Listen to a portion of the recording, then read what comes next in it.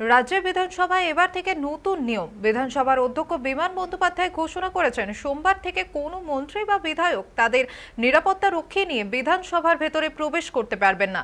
তবে এই সিদ্ধান্তের বাইরে থাকছেন মুখ্যমন্ত্রী মমতা বন্দ্যোপাধ্যায়। তিনি আগের মতনই নিরাপত্তা রক্ষী নিয়ে প্রবেশ করতে পারবেন বিধানসভায়। এই পদক্ষেপের পিছনে রয়েছে হাইকোর্টের পর্যবেক্ষণ। বিধানসভায় বিরোধী দলনেতা শুভেন্দু অধিকারীর দীর্ঘদিন ধরেই অভিযোগ করে আসছিলেন, তৃণমূলের বিধায়কেরা ব্যক্তিগত ও পুলিশ নিরাপত্তা রক্ষী নিয়ে ভেতরে ঢুকতে পারলেও বিজেপির বিধায়কেরা সঙ্গে তাদের কেন্দ্রীয় নিরাপত্তা রক্ষীর অনুমতি দেওয়া হয় না। ফলে তাদের রক্ষীরা বাইরে রাস্তায় দাঁড়িয়ে অপেক্ষা করতে বাধ্য হয়। মূলত এই কারণেই বৈষম্যের বিরুদ্ধে আদালতের দ্বারস্থ হয়েছিলেন তিনি। মামলার শুনানিতে হাইকোর্টের সরাসরি হস্তক্ষেপ করতে অস্বীকার করলেও স্পষ্ট জানিয়ে দিয়েছে, নিয়ম সবার জন্য একই থাকা উচিত। আদালতে সেই পর্যবেক্ষণের পরেই বিধানসভার সমান নিয়ম কার্যকর হয়েছে বলেই জানিয়েছেন অধ্যক্ষ।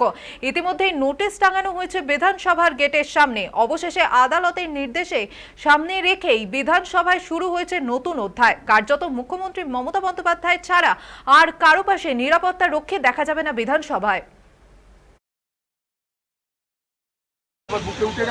সরকার যদি চিন্তা ভাবনা করেন বা আমাদের আলোচনা আমরা করবো, আমরা ঠিকই আছে, আমাদের এটা কিছু বিতর্ক করার কিছু নেই। কারণ আমরা চাই না যে আমাদের লোকসভাতেও একই জিনিস রয়েছে, সিকিউরিটি নিয়ে ঢুকতে দেওয়া হয় না, আনসিকিউরিটি তো বটেই।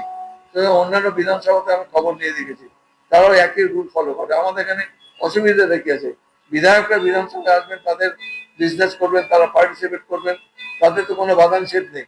কিন্তু সিকিউরিটির ক্ষেত্রটা, যেটা আমরা এর আগেও আমরা করেছি, যে সিকিউরিটির ক্ষেত্রে আর্মস নিয়ে কেউ ভেতরে ঢুকতে পারবেন না, হাইকোর্ট মহামান্য আদালত অর্ডার দিয়েছেন, আমরা সেই অর্ডারটা পালন করব।